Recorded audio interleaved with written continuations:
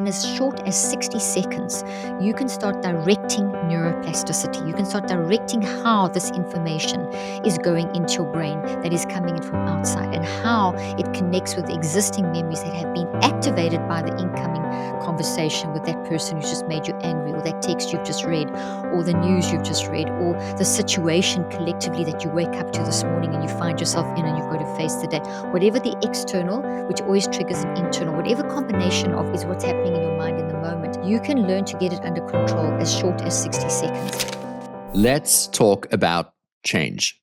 The truth is, nothing changes unless you change. And if you want to step into your full potential, you need to surround yourself with the right people. That is exactly why I have created the InPowered Life community. Within this community, I'm going to be teaching you the exact same mindset and energy practices that I have taught my clients that are paying me well over six figures, including CEO owners of billion-dollar organizations and professionals at the very top of their fields. You're going to get access to 2 live virtual calls every single month with me, where we're going to dive into mindset, energy practices, spiritual principles that are going to help you thrive in every area of your life. Can't make a call? No worries. We're going to provide you with a recording so that you can catch up anytime. Plus, you're going to have the opportunity for direct coaching from me and to learn from incredible guest speakers who are going to share their best practices and growth. Remember, you become the people that you spend the most time with. So why not spend time within a community that is going to elevate you and your life?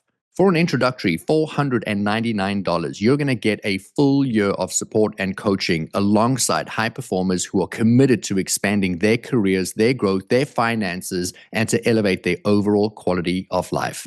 Just click the link in the show notes or log into rudyricksteins.com to lock in your spot and start your transformation today.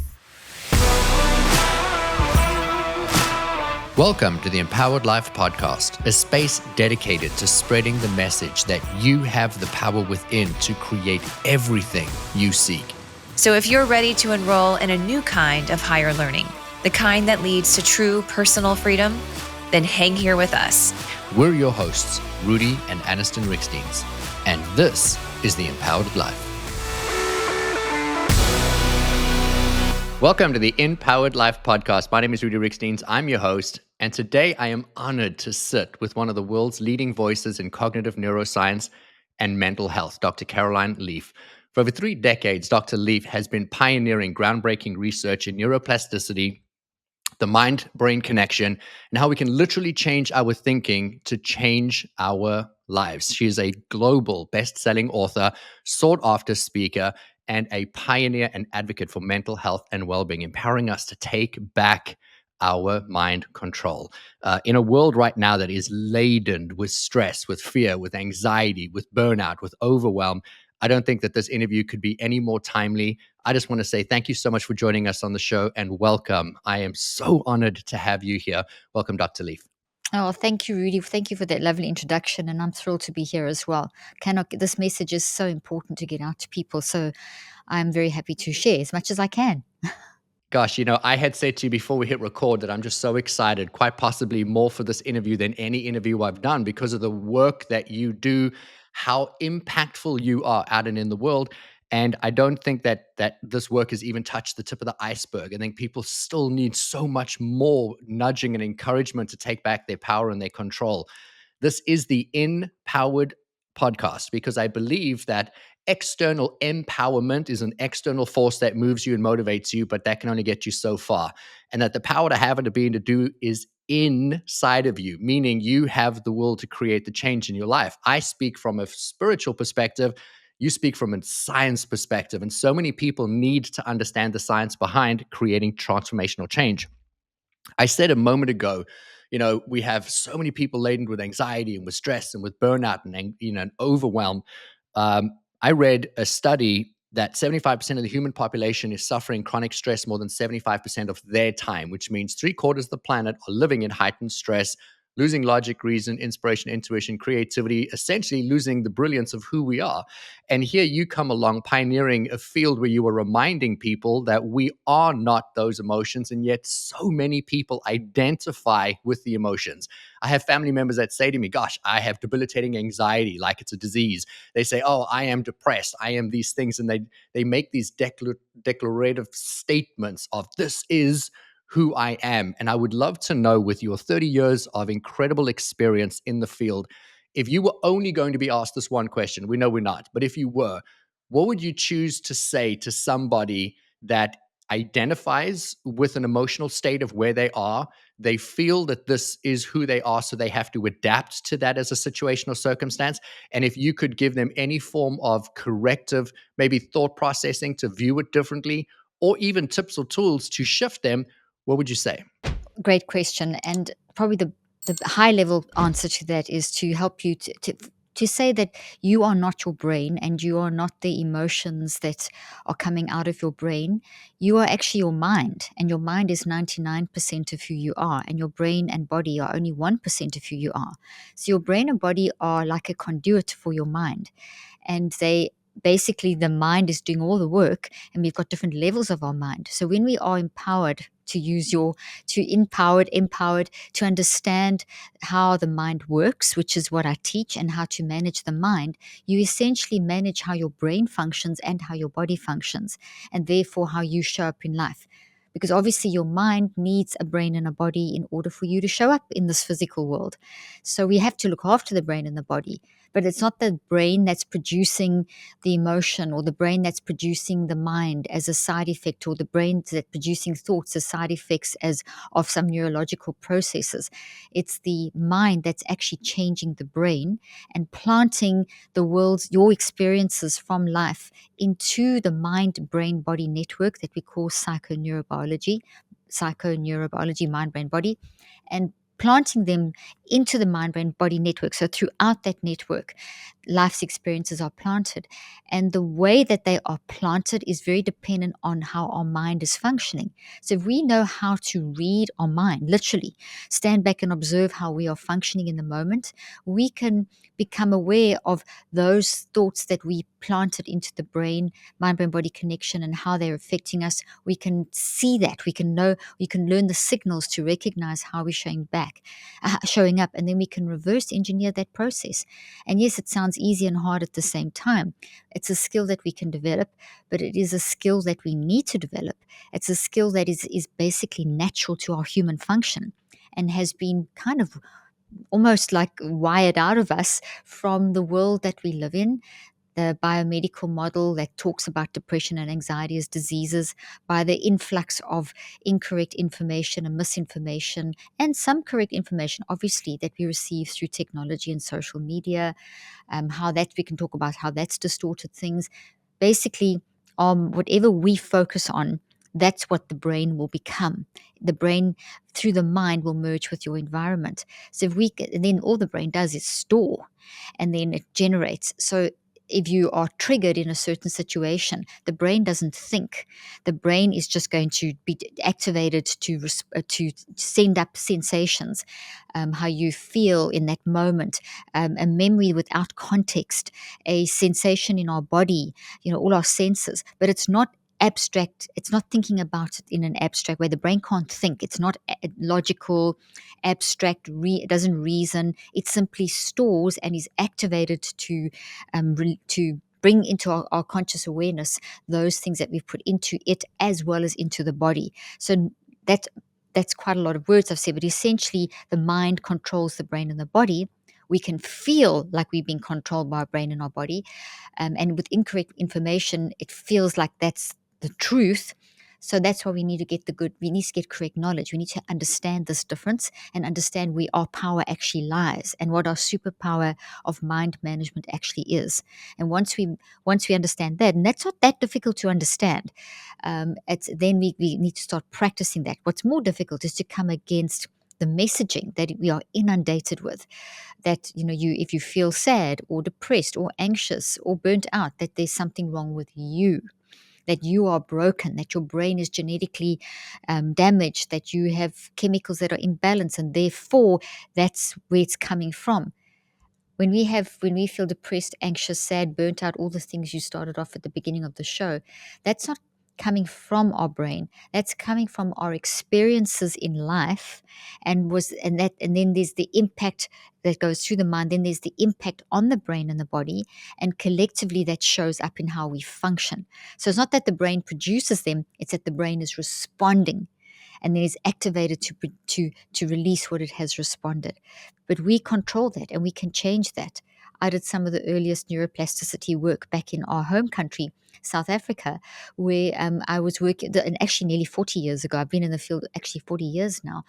And I just showed in my early research that when we change our mind, when we manage our mind, when we realize the different levels of consciousness and subconscious and unconscious, and we know how to stand back and observe what level we're in and what it's looking like, when we do that, we change our neurophysiology, and therefore we change how we show up in life. That is very powerful.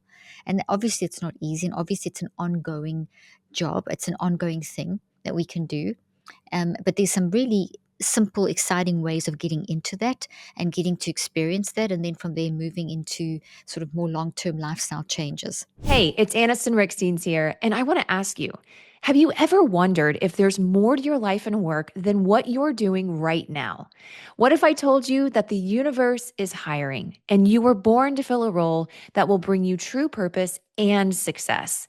In my new #1 best-selling book, The Universe is Hiring, Discover the Role You Were Born to Fill, I'm going to show you exactly how to step into that role. This isn't just a book full of inspiration. It's a roadmap to help you start shifting into a more fulfilling life right now. You'll get clear on your unique purpose, learn how to align with your strengths, and take actionable steps towards the career and life that truly light you up. If you're ready to make a change and start living the life you were meant for, grab your copy today. Available anywhere you buy your books online or click the link in the show notes. I probably have about 20 questions just in what we touched on right now. And I'm always wanting to filter information through how is the audience receiving this and can they do something with the conversation we're having.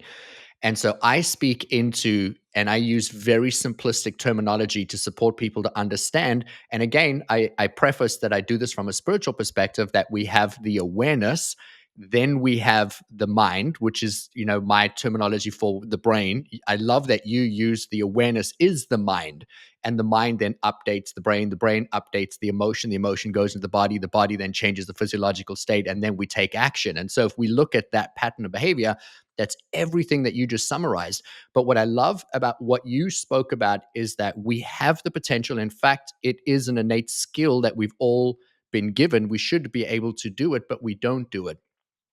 What do you say to somebody that's listening to this right now that is suffering from anxiety or depression or overwhelm or stress or burnout?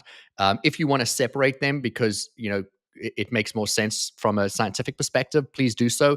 But if somebody is suffering this chronic emotion, and they don't want to go back and pay attention to their mind. They don't want to go back and pay attention to, because they don't want to touch the feelings because it feels bad. They don't want to think about it. They want to move forward past it, or in most instances, they want to avoid it.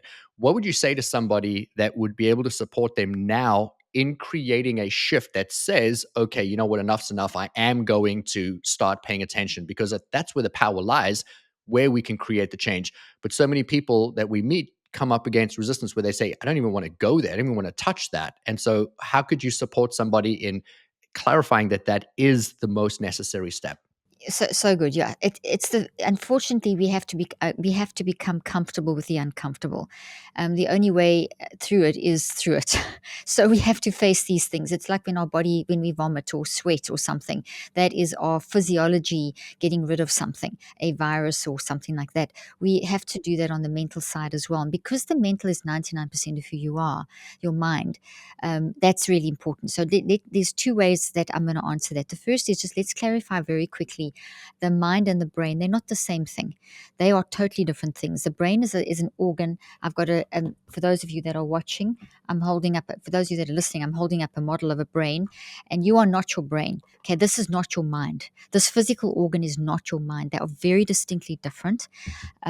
Your brain is a physiological organ, and it is obviously very complex. It is way more sophisticated than a computer. And the mind is the thing that drives the physiology of the brain, the physiology of every system of your body, but it also drives all the psychology, all the all your psyche, all your mental stuff.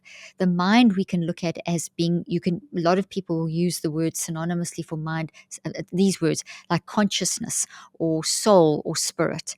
So in terms of the language of science, the consciousness is your conscious mind when you're awake. Like now, you're awake. Then your subconscious is the level between when you're awake and when it's like an in-between level. And then you get your non-conscious, N-O-N, non-conscious. That is your spiritual level. So your consciousness that's awake when you're awake, that's more like your sort of soul level. Consciousness, soul can be seen as the same sort of thing. The non-conscious, that's the big thing. That's where the insight, the intuition, the wisdom, the reasoning, the intellect, the connection with source, godness, whatever you want to call it. This is where you have all your solutions, where every single memory clustered into thoughts that you've ever experienced and will experience is there. It is wisdom incarnate. It is phenomenal, and it operates 24/7 at 400 billion actions per second, we estimate, and faster. It's your driving force. It is where your habits are stored. Your habits are formed in the conscious mind, your consciousness, and then they are put through the brain and the body, and then as we practice them, they then get stored into the non-conscious. The non-conscious identifies the habits that are responses to traumas, responses to things that we've learned, whatever. Habits are all the things that drive us, whether it's trauma-induced or whether it is choice-induced. And the non-conscious is able to find those because it's our best friend. It's always searching for what's disrupting us. Put those into the subconscious, which is between the conscious and the non-conscious. The subconscious is like a holding area or a waiting room. And the reason you have to have it is because the conscious mind is quite slow. It focuses on one conversation at a time, which is 2 to 3 words sort of per second, and about 2,000 actions, bits. Well, I'm not going to get too much into the numbers. Whereas the non-conscious mind is operating at these infinite speeds and beyond space and time. So our conscious mind and brain and body can't physically handle the speed and the power of the non-conscious. So it has to be kind of channeled or channeled through, and that's what the subconscious is. The subconscious is that tip of the tongue phenomenon that we feel, but it is where things are stored, 4 to 7 things in any one moment, or 4 to 10 things in that region. And those things that I'm talking about are our thoughts. Thoughts are our experiences made up of all of our memories. So what the non-conscious does is find the things that are disrupting us, puts those into the subconscious, and I'm going to get to directly to answering your question at the moment with this foundation of knowledge. So non-conscious finds them, says, okay, these are the top 10 that are disruptive to Rudi, and in this moment pops them into the subconscious, and then the subconscious organizes those into like what we call triaging them from the most disruptive to the least disruptive. It also includes those that are great memories, because we don't want to just focus on the negative. We want to also focus on the healthy, because that builds resilience. So there's an arrangement of 4 to 10 thoughts that are some toxic, some are healthy, and they get organized into order of priority. Then the subconscious, working with the unconscious, sends signals to the conscious mind. And those signals are in the form of emotions, where we feel those emotions in our body physically, how this is affecting our behaviors, what we say and what we do, and then also our perspectives, how we are looking at life, or our attitude in that moment. 4 signals that work together collectively, and those signals are coming from these thoughts inside of our subconscious. So each thought that is, let's say there's 10 and they've been ordered and this is number 1, it then sends the signals in the form of emotions, maybe depression, behaviors, maybe withdrawing, bodily sensation, gut issues, perspective, life sucks. And so you now get these signals, and the world is telling us, and TikTok is telling us, if you self-diagnose, that, oh gosh, you have a mental illness. There is something wrong with you. You shouldn't have those feelings. You need to get rid of those feelings, and all this kind of incorrect misinformation. On the one hand, thank goodness we do have all these social media, because at least we're talking about this stuff, but how we talk about it is very important. So yes, talk about that, but now don't think, okay, now I can't do anything, because those signals are for you to pay attention to. So research shows, Mind Plus, many universities around the world and scientists for many years show that when you pay attention to those signals, which is how you're showing up, I'm depressed, I've got that sore stomach, I'm withdrawing, my life sucks, I'm burnt out, whatever it is, if I just push that down and ignore it, I push it back into the subconscious, it goes back into the non-conscious, even stronger than before. Now, because of neuroplasticity, which is the ability that we have with our mind to change the brain can't change itself. The brain doesn't do anything. It only does what the mind tells it to do. Okay, it's a responder. It's not a generator. Okay, so neuroplasticity means that every time I think, I'm changing something in the brain and something in the body. Now, if I'm thinking in a way, oh, I'm burnt out, I can't do this, I'm wiped out, I've got some mental disease, I'm changing my brain 24 all day long, at nighttime as well, but all day long, I'm changing my brain, because it's just following the instructions of your mind. So if that's how you're thinking in your conscious mind, and you're just responding to that toxic thought and you're not actually changing it, you are changing it, you think you, or you're not reconceptualizing it, it's still changing in the sense that it's getting stronger. So you'll feel even more depressed, even more gut ache. Maybe there's more physical symptoms. Maybe the attitude becomes, or the perspective is, that life sucks and I just can't do this anymore, or I'm useless, or I'm not good enough, or whatever it may be. And the thing just grows. Now, you don't have to live like that, but a lot of people are, and that's so overwhelming. And I'm not decrying that this is a huge problem. And the more you stay in that mode, the more your physical and mental state will break down. And you can get to the point of having, all kinds of like really serious mental breakdowns.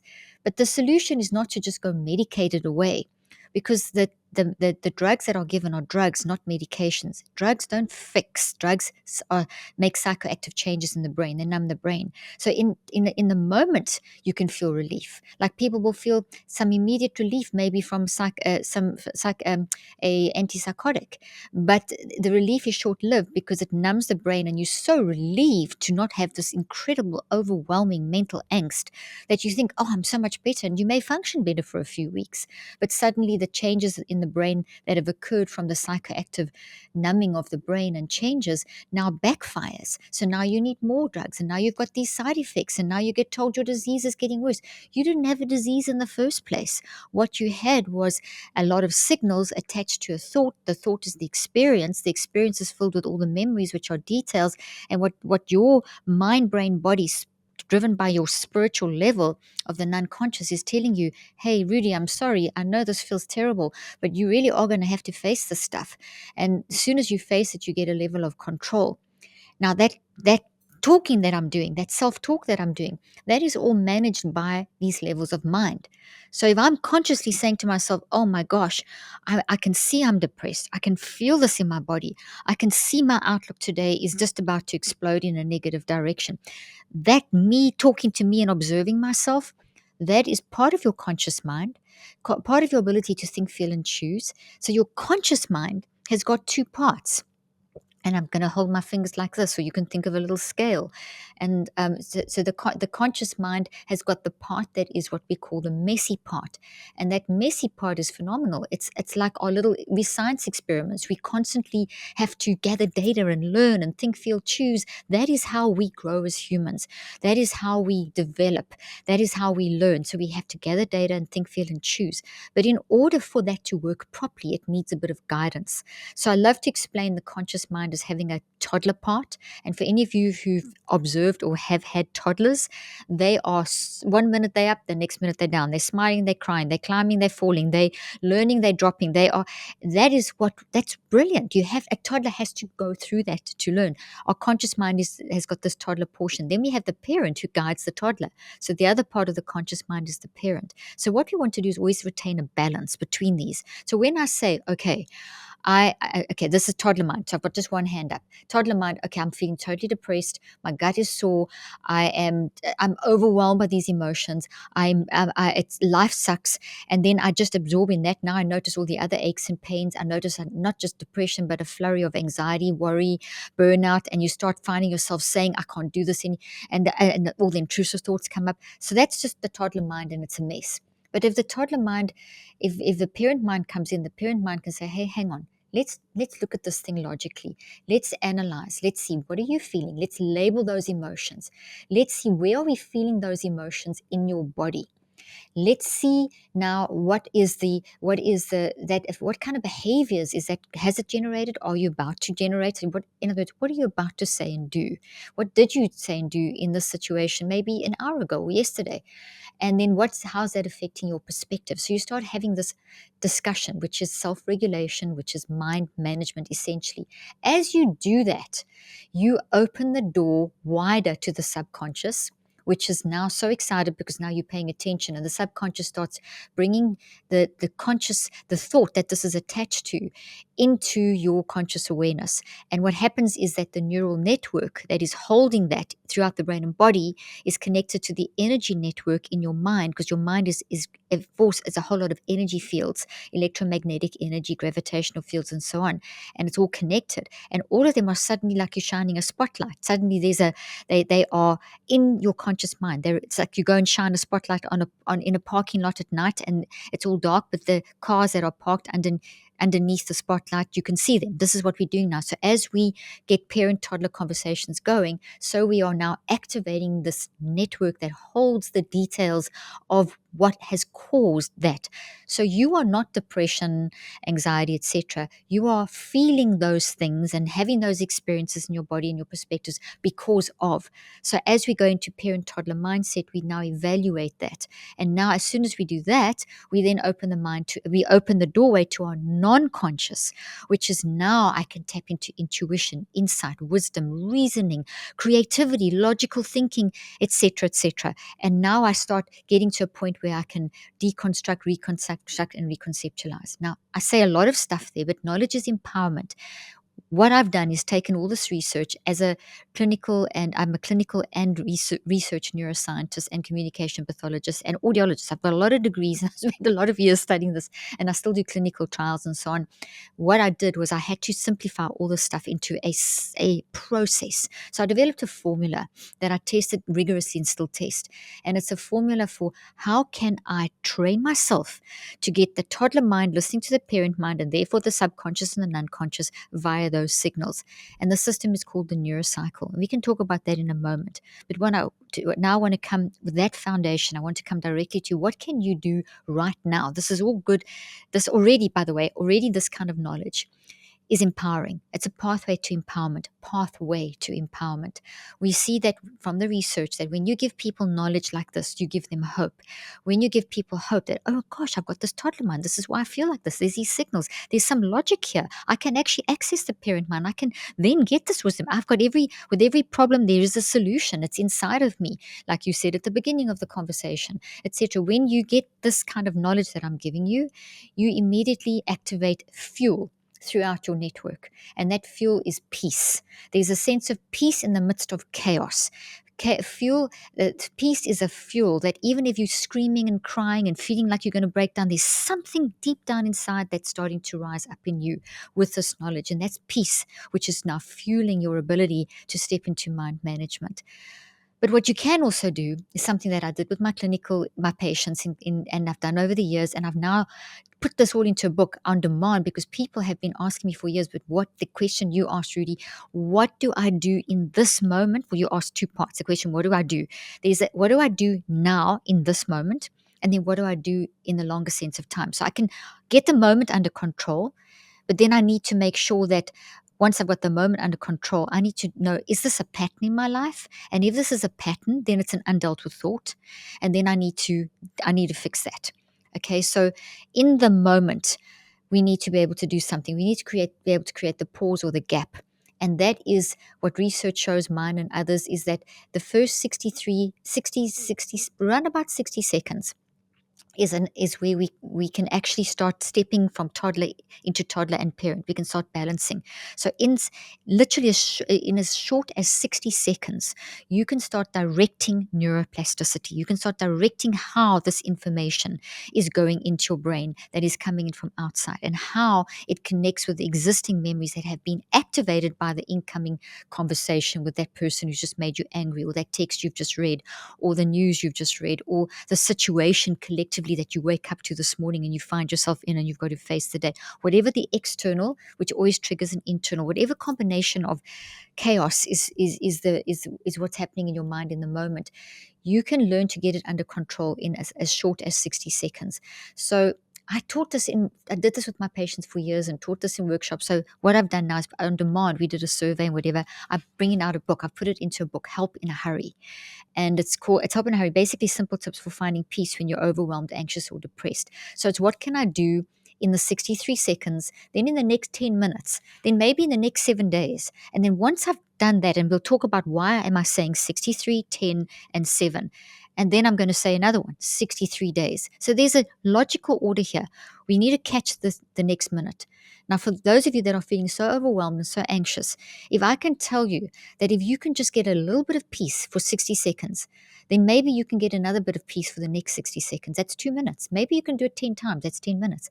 And if you've done that for 10 minutes, you could maybe get the next hour under control. By then, you've changed your physiology so much that your physiology is now listening to your mind. Because when we don't have our mind in control, which is 99%, and we live in the sensations of our brain and body, which are 1%, we get complete distorted perceptions, totally distorted perceptions. So if I can tell you through, and we can maybe look at a little bit of examples of this, that you can get that under control in 60 seconds. Then the next thing is, okay, now I feel a bit more under control. Let me see if I can get the 10 minutes under control. Then let me see, okay, is this a pattern in my life? Let me look at this for 10 minutes a day for 7 days. Oh, I see there's a pattern. Okay, as soon as there's a pattern, there's a habit. Habits don't change in 21 days, not at all. They do some changes, but they don't change completely. It takes 63 days minimum, 3 cycles of 21 to change a habit. If it's a trauma, which is something that's happened to us that creates patterns, which are habits, it's going to take maybe multiple cycles of 63 days. So what I've got to do is learn to manage the moment. Then I can manage the 10 minutes. Then I can manage the 7 days to find the patterns. And then once I found the patterns, I can go into cycles of 63 days. So I'm talking about a lifestyle here of mind management and self-regulation that every human, as young as 2, I have books as well for parents to teach this to children as young as 2. My youngest patients were 2 and 3 years of age, where you can start teaching these skills, because this is what I teach, what I've researched for 40 years, the theories I've developed, the science I've developed is natural. It's part of you as a human. It's part of your humanity. I'm just bringing it out and giving it to you. It's not a technique. It's not a trick. It's not magic. It's not anything weird. It's pure, hardcore, natural science of how your psychoneurobiology works. And that's okay. There's now, from that whole long thing, I don't know if you want to go into some examples or where you'd like to take that, Rudi. You know what I would love to do, and we could end truly with this question. We could end it because you've given everything I wanted, and I have more questions. So we're not going to end it for the benefit of the audience. Please know we're going to keep going. But I wanted you to just be able to communicate with all of the authority that you have on this topic, that we're in control of essentially, we're in control of our lives through directing what we're going to think and feel next. And so many people identify with who they were yesterday, with the memories of the past, with the conditioning and the patterns and the emotions of the past. And then they look for the evidence of who they are in their environment to keep them anchored in who they were. And this is really liberating because it gives us that power and that control. I believe that the system, if you will, was always designed for us to remember the power that we have within us. My question to you is, because you've beautifully articulated, we get to create the calm, and we have within the first 60 seconds, we can already start with the neuroplasticity. So my question to you is, what would be a question or an instruction that somebody could do in that moment? And I want you to filter it through when somebody's really lost all logic and reason. I mean, they are freaking out. They're debilitated. What would be something that they could then in that moment use? What tool to bring them back into the calm so they can at least own that first 60 seconds? Perfect. Okay, well, let's take an example. What I did, as I mentioned, I did all the research and survey and whatever, and we found the top 18 areas that people really battle with, and these align with the research beautifully. That pretty much 100% of people battle at times with what you've just described, but there's specific things like people have been like pressure and people pleasing and regret cycles and black and white thinking and that sort of thing. So each chapter, this book, you don't have to read it in sequence, and you don't have to find you can literally go and look and say, okay, I'm battling with people pleasing, that's freaking me out, or I'm battling with a regret cycle, or I'm battling with feeling under pressure. So let's take pressure, because that is actually that came out as like the number one when we ordered all these things in terms of priority from the analyzing the survey. And so literally the first chapter after the couple of introduction chapters, I talk about help, I'm under pressure. So I'm going to use that example because it relates to kind of your the example that you gave right in the beginning as well, that in this moment I'm under so much pressure I just cannot function. Now there's 7 main areas that people, there's more, but there's 7 main areas that people will get thrown into that state. I'm under so much pressure, I'm going to explode in this moment.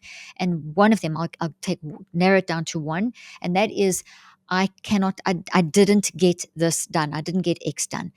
It is a top contender for making us feel so incredibly overwhelmed and burnt out and depressed and anxious and all those things that we described, that we feel like it's just, what's the point? It's really a top, and not that, I mean, that may not be something you battle with, and that's why there's different ones.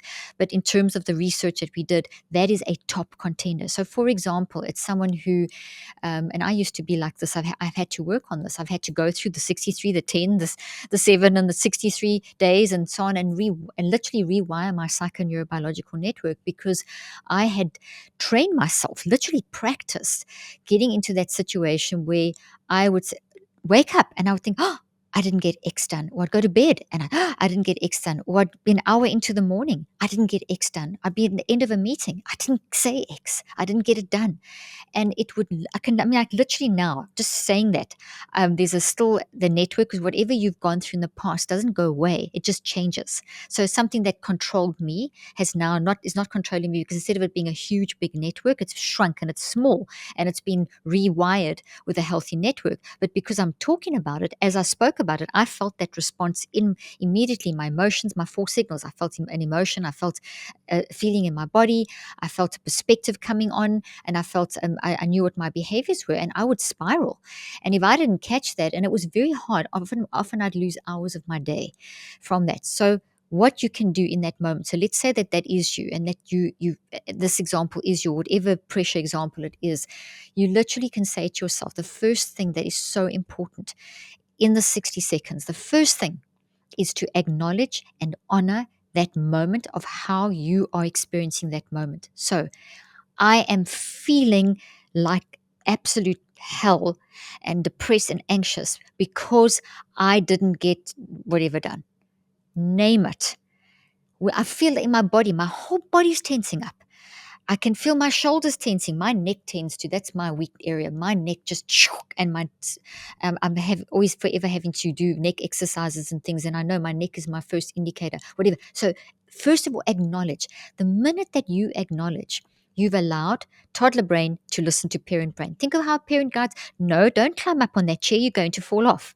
Okay, that's what you're doing. You're saying, okay, I see that, I hear it. The toddler wants to grab that thing and whatever, that computer, and pull it over. No, I know you want that computer. It's very interesting. But you see what I'm saying? So it's not patronizing. It is, Caroline, I acknowledge that this is really important that you get things done. This is part of your personality. I acknowledge it. And you didn't get X done. And it's making you feel like this in your mind, mentally, emotionally. It's making you feel like this in your body. This is what you would normally do. I acknowledge that. I honor that, and it's affecting your perspective. And this could go really badly because it's done. So I'm not denying it. Take 10 seconds to verbalize. How does it make you feel? In what emotions? Where are they in your body? What behaviors? What perspective? Take that time. The minute you do that, you activate parent brain, and now we've got balance between toddler and parent. there's already a change in your neurophysiology, dramatic changes. You're already you're going into an alpha theta state, so your brain waves are changing. You already are going in, you're already changing the way your blood is flowing through your heart. It's unreal what is changing. Even your oxygen is now, instead of you breathing like that and taking more stress into your body and telling your brain and body to go into flight and fright, it is now going into deep breaths. You've got different type of breathing, and that's changing. So a lot of stuff is happening. So 10 seconds, acknowledge. Next thing that you do is a little mind hack, which is, okay, I've acknowledged that, and all of that makes me feel in control, but it also makes me feel pretty lousy, and I'm feeling pretty lousy already. So now we need to do some physiology work to get the brain and body under control chemically and energy wise, etc., brain waves, etc. And that's where things like breathing and all that stuff comes in. Breathing, a little visualization. So if you triggered like that, what you want to do is you want to get your brain waves into a you want your alpha to increase and theta to lower. Those are brain waves. That means how your brain is responding to your thoughts. So if I get toddler and parent in alignment, I'm going to get the beta level, which is like a big wave on the beach with the surf breaking. I want to get that down to a calmer level, more of a gentle wave. And I want to get some sort of bigger waves out the back, coming out the back, and a few little bubbly waves on the. I'm just trying to give you an analogy. So to do that, this first step of acknowledging would have started that process and blood flow and so on. You would have also got more blood flow going to the different parts of your brain to help you calm down.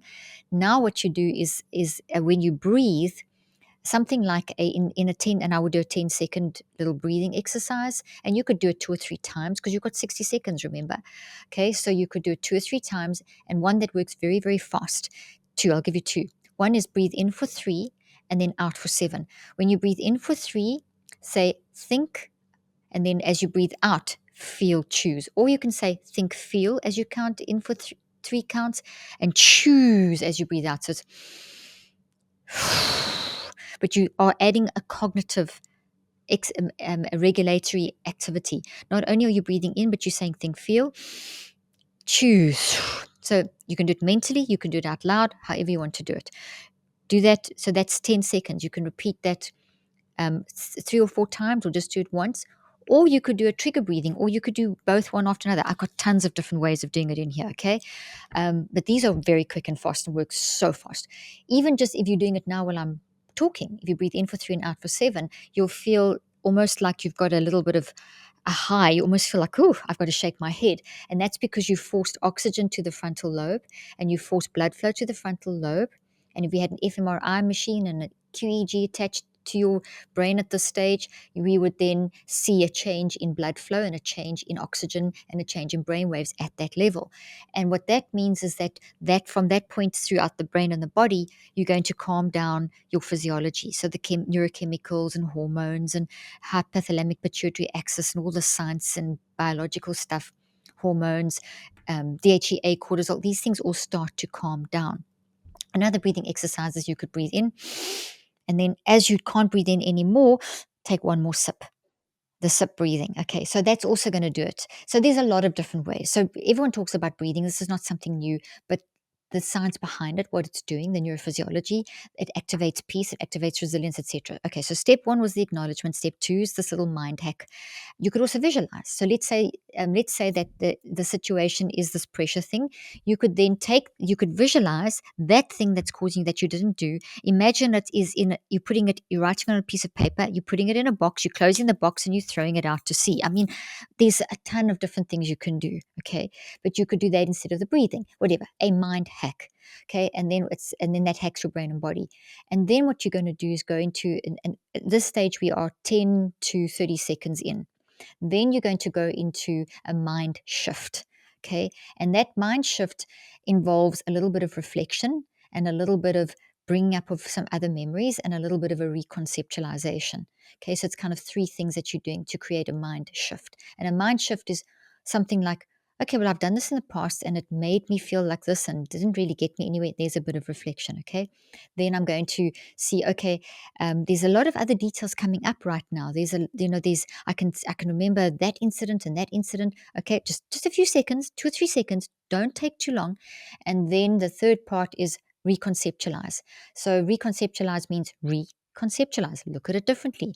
Okay, so I haven't done this. This is what's happened. What can I do about it now? And then in something like, well, in the past, I got through this. When I did get through it well, this happened. When I didn't get through it well, that happened. What do I want to do in this moment? How can I look at this differently? And so that's going to take you up to 60 seconds, more or less. Now, at first, this is a lot to remember. Acknowledge, a mind hack, and a mind shift. But that's why you're not going to just, read this book, say, okay, here's the thing. I'm under pressure. Blah, blah, blah. You're in that situation. Now you're going to say, okay, hang on, world. Let me go find it, exercise to do. You need to be proactive. So when things are going well, that's when you study this kind of content. That's when you get your little plan in place. So when you are in that place, you've already built the network. So you learn, you get the knowledge, you build the network in so that when you are in that next time, like I know when I start saying, oh, I didn't get X done, boom, that activates the network in my psychoneurobiology. I immediately go parent-child. I tap into the wisdom of the unconscious, which, by the way, has been happening as you did those 60 seconds. You opened up, you got parent-toddler to talk to parent. You got that listening to subconscious and to unconscious, your wisdom, intuition. You got into this perfect state of being able to really be, think well and make thinking your choices, your thinking, your choices effective and full of wisdom. But so the next time that happens, because I've practiced it, because I took 7 days to practice seeing to observe my, not practice. I took the time when I saw myself doing this, I took the time to spend 7 days observing if this is a pattern. I've got all kinds of charts and things in here to help you observe if you've got patterns in people pleasing, people making you angry, whatever the area is that you're dealing with. And then I took the time to see this is a pattern. And then I took the time to do the 63-day neurocycle. So the neurocycle is the formula that I developed that I've already included some of the elements in the little 163-second situation. But it's basically a formula that you can put all kinds of techniques in. You can use affirmations, you can in the right place. For example, affirmations work, but only at step 5 of the formula. So there's 5 steps to the formula. And that formula is based on how information is wired into your brain. It's the neuroplasticity formula. So it's how we get parent and toddler talking, how we access subconscious and unconscious, and how we rewire the neurology and the neurophysiology of the brain and the body. So it's how stuff gets in and wires in and how we can change it. So it's the formula. It's a complex process that I've simplified into a formula. Working with patients that have been traumatized or have major learning disability or some neurological issue, I couldn't give them too much science at once. So I would feed the science slowly. You're getting it as a podcast and a download, but I developed this neurocycle and taught them the system. So the neurocycle, just to reflect you back, to take you back to the example that we did, I said to you, first of all, become aware of, acknowledge and honor your thoughts, the feelings, emotions, and the way you felt that in your body, the 4 signals, the behaviors, and the perspectives. That is step 1 of the formula. It's acknowledging and gathering awareness of this is what's happening to me now, and these are the 4 signals. So you're gathering awareness. Then when you did the mind hack, you were doing just a little bit of calming down. You can even start with a mind hack. If necessary, you can first do the breathing. You can flip those two. You can do the mind hack first and then move into the gather. Then when you did the mind shift, that incorporated steps 3, 4, and 5.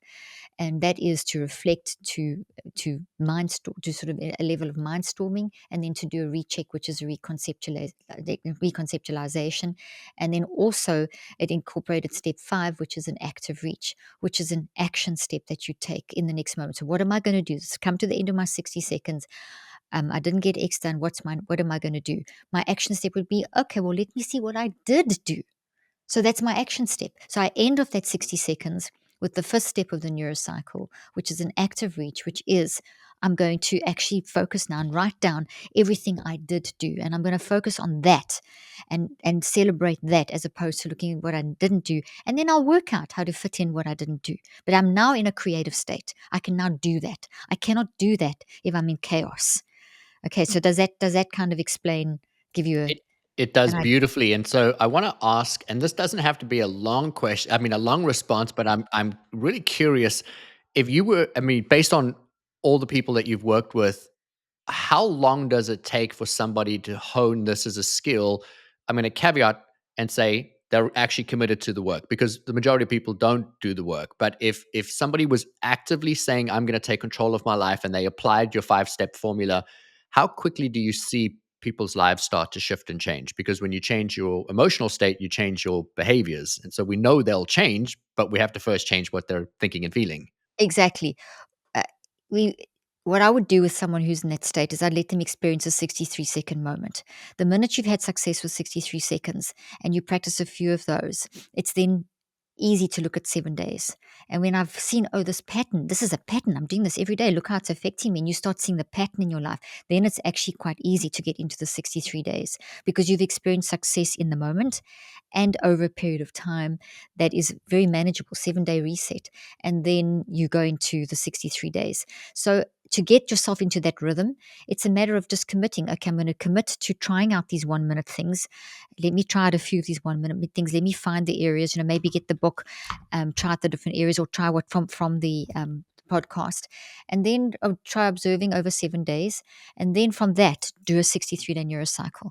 Now, the neurocycle is, I've got an app, which you can get. It's called Neurocycle. It's on iTunes, Google Play, and there's a web version. I've also got books on it. Cleaning Up the Mental Mess, my most recent book. There's one for parents and one for children. Well, there's for parents, for children, and for adults.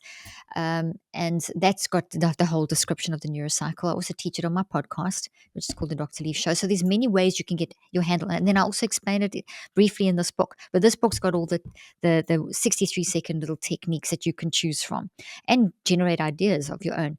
So really, it's if you do this for this block, like a couple of 63 seconds, maybe over a few days, and then do a 7-day, and then do a 63-day, you're looking at about 10 weeks. And you are on the road. You are on the road. You will never turn back. And that's what I have found consistently with my patients. And the thousands, and now, I mean, millions, literally millions that we reach, is that when you do work through one neurocycle, 163-day neurocycle, do a couple of these 1 minutes or 7 days. And sometimes people haven't even done the 1 minute. They've just dived straight into the neurocycle and have experienced success. You see, when you start releasing peace, which is in you, you have endless, infinite peace and resilience inside of you. We're told that that we often get compassion burnout or resilience burnout, or no, it's not that you're losing it. It hasn't gone. It's there. It's that we haven't accessed it. If you live in toddler mind, it's not there. It's in the non-conscious. You have to get into parent mind and subconscious mind and non-conscious in order to activate peace and resilience. But once a person starts feeling peace, it changes. It is that sense of peace in the midst of chaos that shifts a person forward. And that you can experience, as I said, in as quick as 63 seconds. Gosh, well, I know that we're coming up on time. And Dr. Leaf, I just want to stress, to the benefit of the audience, that I'm going to beg and plead with the audience to grab a copy of your book, Help in a Hurry. I don't think that there's a person that is listening to this that does not feel like they could use an extra tool, a greater level of understanding and awareness as to how to create a shift. You surprised me when you said pressure was the top. And I would just imagine that so many people, because I work mostly with people in large organizations who are under tremendous pressure, they're articulating it through burnout or through anxiety or depression, but it really is the pressure, and you're speaking beautifully into it. I know that the book comes out August 5th. There's a bunch of things that if people pre-book that they will be able to benefit from. Could you speak into a little bit about it? We're obviously going to add the book into the show notes. We're going to add your website, your podcast, and your app so that everybody can find it easily. I encourage people to follow you. You are a wealth of knowledge. I could probably have done a 5-hour episode if we had had the opportunity to do so. But for somebody who is wanting to grab a copy of the book, what is included in your pre-sale package? There's access to. Thank you for that, Rudy. It's available wherever books are sold. Basically, there's a whole lot of stuff. You get a free workbook. You get there's a seminar. Then I've got some of the top people in the industry talking about mental health and wealth management and mind management. And so this is for corporate. This is for everyone. It's mental health. People think is for all of us have a mind. We all battle with our mind. So there's a free seminar. There's a bunch of stuff. So it's I think the biggest thing that people will love is the seminar and the free workbooks, and there's you can win all kinds of other things as well. And the social media, all my handles are Dr. Caroline Leaf. I'm on all the platforms, all 9 platforms. Instagram's the easiest to get everywhere, obviously. My webpage, drleaf.com. and podcast, Dr. Leaf Show. I think that's everything. So there's lots of access to stuff. I am so grateful for you. Again, we will put all of that in the show notes for everybody for easy access. I just want to take a moment right now just to say thank you for the incredible work that you're doing and how you position the work out in the world. I don't think there has ever been a time where it is more important for people to learn what it is that you're doing. I do believe that the meaning of life is to come here to lose control, to feel disempowered so that we can remember that the power lies within us. You've given us unbelievable tools to be able to do that today that people can action as early as now in the next 60 seconds. So to the benefit of the audience, I want you to take something from this episode today, put it into practice, send a message to Dr. Caroline Leaf and just say like, oh my gosh, this is what resonated with me. Share this episode with people and then jump on to her podcast. But more than anything, give yourself the gift of knowledge. And that is to buy a copy of her incredible book and put it into practice so that you can live the most beautiful and empowered life. Thank you so much for joining us on the Empowered Life podcast. We love you and we'll catch you in the next episode. If you enjoyed this episode, please subscribe so you don't miss out on future content. And we would love your support in leaving us a review wherever you listen to your podcasts. Make sure to check the show notes for more information on how you can find us online and on Instagram. Now go create an amazing day for yourself, and we'll see you again soon.